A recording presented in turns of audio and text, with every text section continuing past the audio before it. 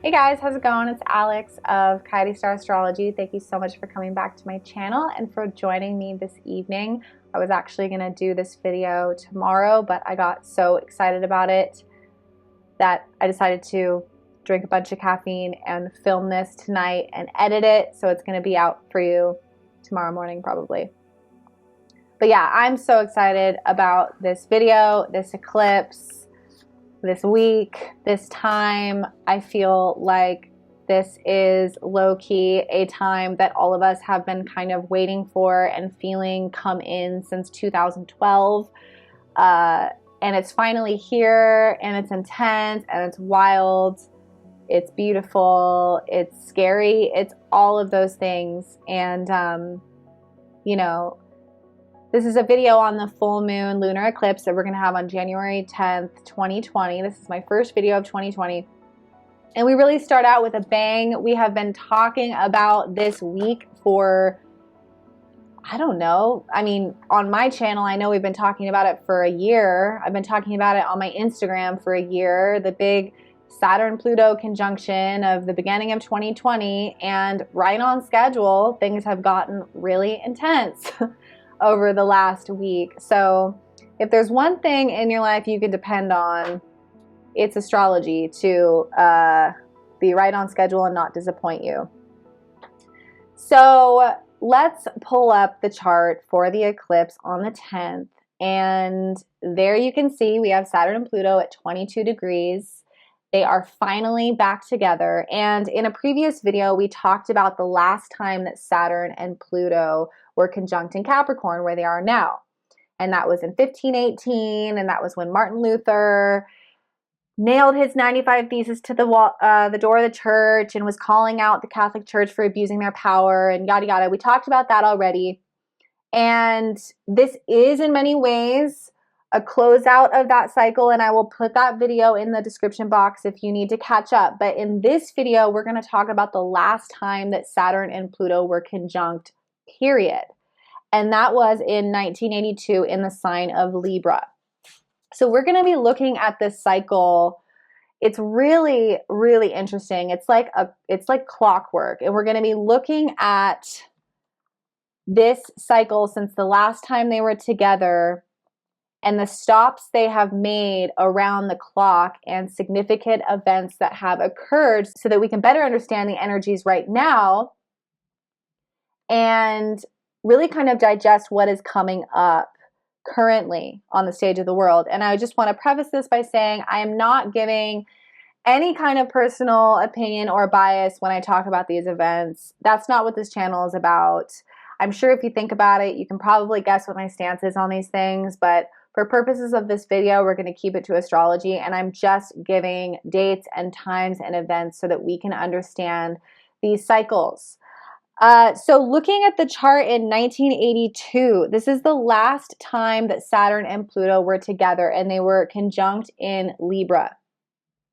Now, Libra is the sign of harmony and balance, represented by the scales. And Libra is really about harmony and balance in our relation to others. And when we're talking about a closeout cycle in Capricorn, this is bringing up government and authority and their harmony and balance within relation to other authority systems, other countries, etc. And in 1982, this was during the Cold War, we had 1 million people protest in New York City and Central Park against nuclear weapons. The largest anti-nuclear protest, and at the time, largest political demonstration. Then Saturn and Pluto came into their first square being 90-degree angle.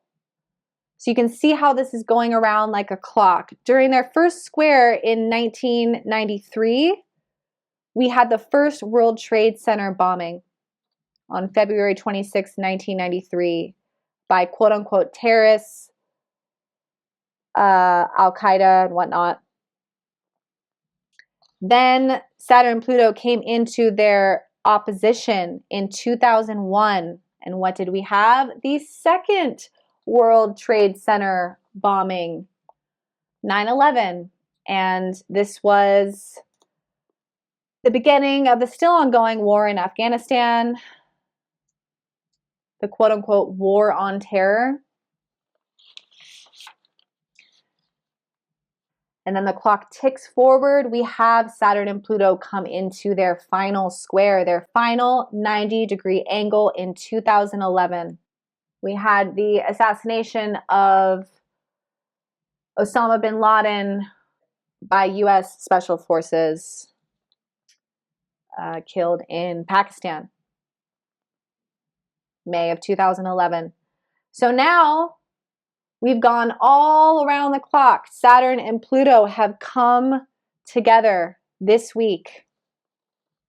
A couple of days ago, they finally came together at 22 degrees Capricorn. And what happened? We have a drone strike by U.S. at Baghdad airport. Iranian military leader, top general killed by the United States. The Trump administration says it was preventing a quote-unquote imminent threat, though they haven't said quite why yet. So, interesting. It appears we have some patterns here involving the United States as a country, and of course, its government, and how it is in harmony, or in this case, not in harmony, with others. So this is really just a fascinating area of astrology. When you start to really look at these cycles and understand them, you can start to see how predictive astrology is really not very, quote, woo-woo at all. It actually starts to make a lot of sense how we can begin to understand why certain events occur when they do. Bringing it back to the current chart for January 10th, 2020. We've got a lot of Capricorn in this chart, folks. Pluto and Saturn at 22. We've got Mercury and the Sun conjunct at 20 degrees. We've got Jupiter at 8 degrees Capricorn conjunct the South Node. The South Node, of course, is bringing in more karma, more that needs to be released. In this case, for the collective, for the Earth, for the planet. It is heavy. It is real. It is serious. Capricorn is not known for party time, exactly. Capricorn is known for results and repercussions.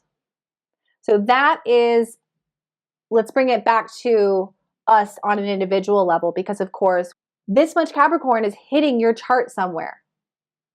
So it is filling up one area of your chart, and all of this Saturnian energy is hitting one area of your chart, one area of your life.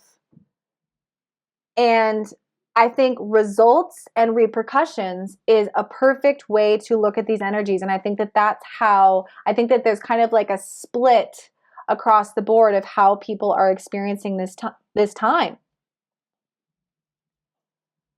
Because this entire year, Saturn and Pluto have been preparing for their conjunction, getting closer and closer together. They've been retrograding. They've been going back and forth.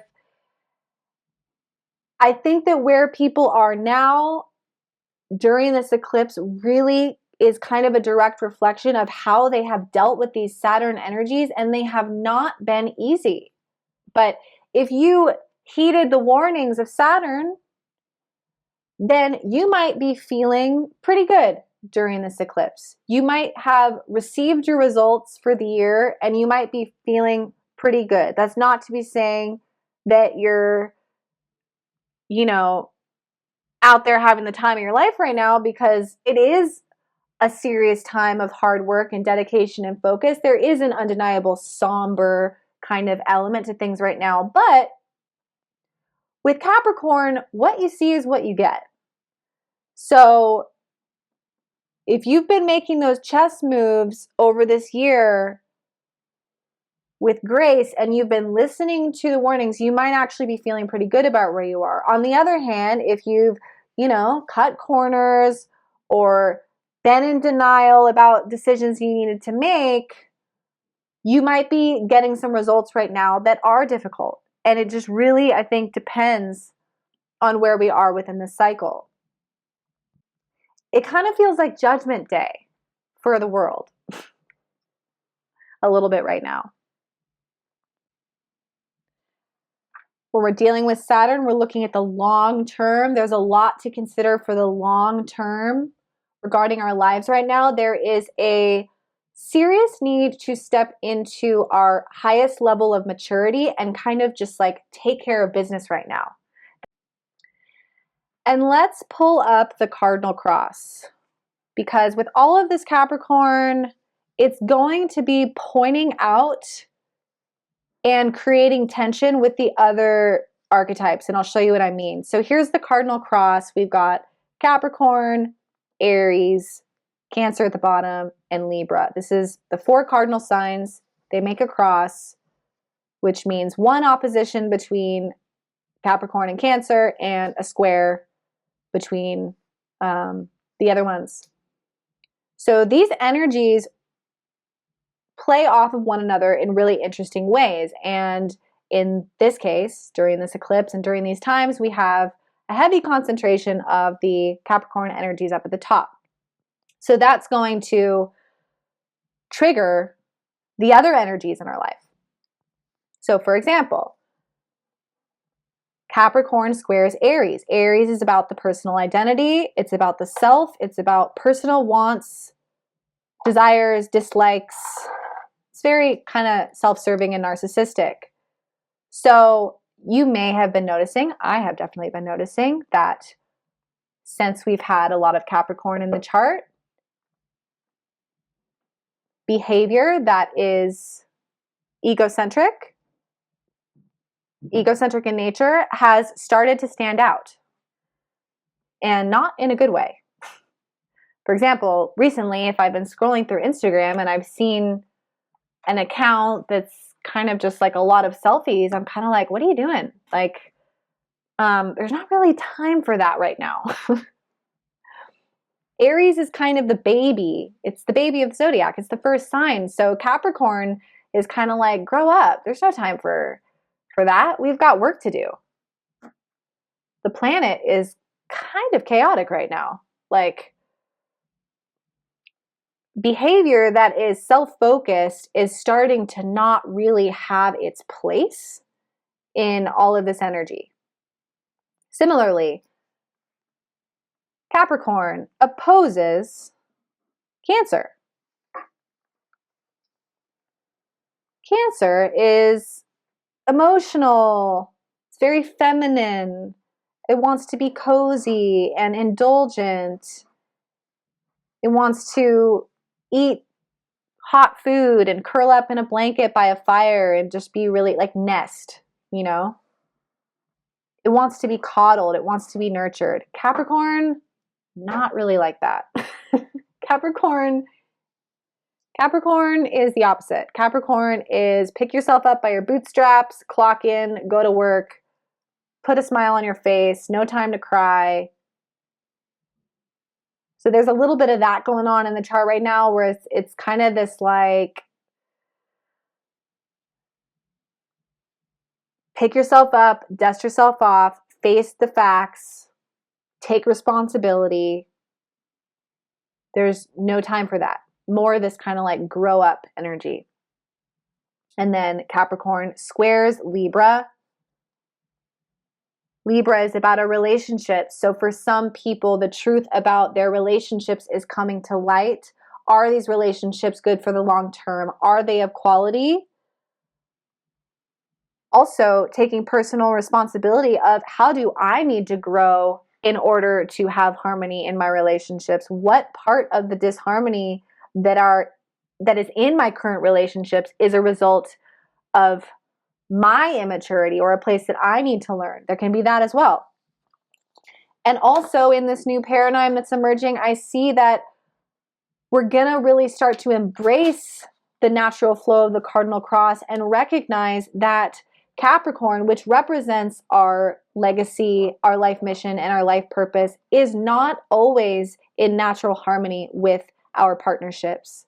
There are going to be times in a new paradigm that is much less codependent where we do more often leave the kind of nuclear family model behind and start to see more of us becoming autonomous and stepping more into our free agency and striking out to fulfill our own life goals with more independence than we've perhaps seen before. Approaching relationships in an entirely new way where both parties are firmly committed to their own personal achievement and attracting and staying in relationships that are supportive of that. I see Capricorn because it is the adult of the zodiac. It has evolved through Aries all the way to Capricorn. That in its highest expression, it is the deviation away from unhealthy relationship habits such as codependency.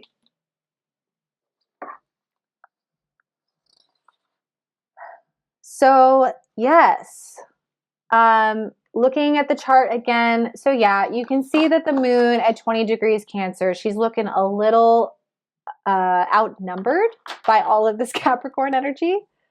The moon representing our emotional state. So some of us might be feeling a little bit vulnerable, a little bit overwhelmed by all that's taking place. I think that's pretty understandable. And then arguably, gosh, one of the most intense parts of this eclipse is we have Uranus going direct at the same time on the 10th.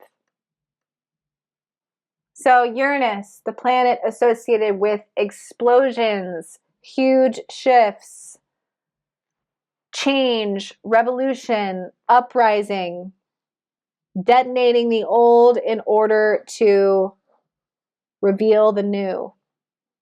Uranus is like the cosmic demolition crew. Uranus is the collective third eye, so it targets exactly what massive thing needs to occur in order to open everyone's eyes. It can be associated with earthquakes, accidents, or just sudden, unexpected information.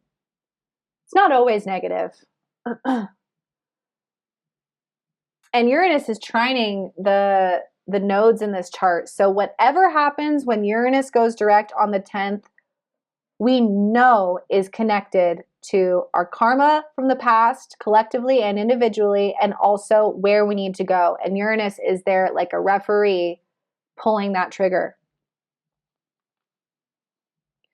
Uranus is also, of course, in Taurus, an earth sign.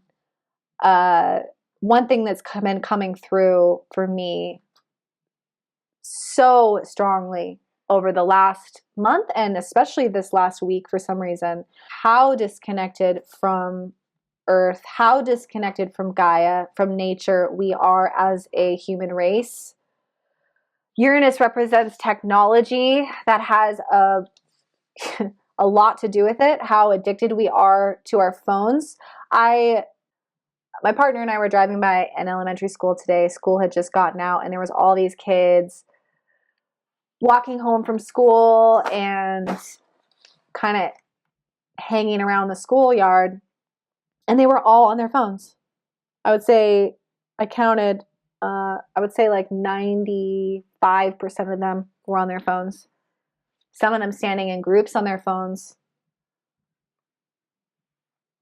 And so yeah, I think that Uranus and Taurus, part of what it's here to teach is how much we have disconnected from Earth.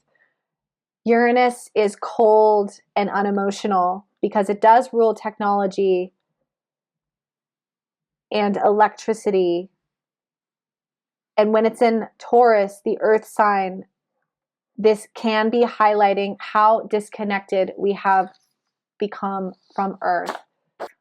I think that as this new technology is kind of infiltrating the field, we've never been here before. And we know that it's addictive, and we really have to govern that habit and that relationship ourselves, because no one's going to do it for us. Again, Capricorn taking responsibility for that relationship with technology. How are we delegating our attention to that? And does that need to shift or change or come into a better place of balance? So yeah, you guys, this eclipse on the 10th is definitely, it's intense enough already with all the Capricorn and the Pluto Saturn conjunction, but then when we've got Uranus going direct on top of it, it's just wild. And eclipses bring in really weird energy already. They're kind of thought of as wild cards by astrologers. They do tend to pose as these gateways, these portals where things can shift pretty dramatically. So yeah, I think the best way to approach these energies, although they are very intense, is to step into that higher octave of Capricorn. Getting really grounded in our mind, in our emotions. Not detaching or escaping, that kind of Piscean thing that wants to just kind of deny or swim away or get into this higher dimensional kind of, oh, let's just think good thoughts and it'll get better. It's like, no, Capricorn operates in the 3D. And Capricorn knows that if you want something done in your reality, you have to do it. You have to work. You have to make moves. You have to dedicate. You have to focus. And there are real concrete things happening in the third dimension on this planet and in our individual lives that are requiring our attention. And part of honoring the cycles and honoring the fact that this is just the time for this right now. And that for those of us that have been active players and awake in this reality, and we have been feeling these energies build since 2012, and we've known that it's coming, and now it's here, and it's kind of like, well, did we think it was going to be easy? And I think that on some level, we know that it needs to get really bad for everyone to kind of wake up. So I think that that's a lot of what this energy is. And yeah, I think that staying grounded and steady, not detached, but engaged, is how we can really remain kind of calm and centered in these somewhat stormy seas. All right, you guys, I think I will close it out there. It's getting late and it's a pretty long video as it is. What an exciting time to be alive. What an exciting time to be tuned into astrology, this beautiful art science that somehow makes all of this make sense. I really appreciate you guys, and happy 2020. If you would like to reach out to me for a reading, you are more than welcome to do so. I will put my website right here and we can set something up. If you've enjoyed this video, please do give it a like and a share. I really appreciate it. All right, you guys, until next time. Bye-bye.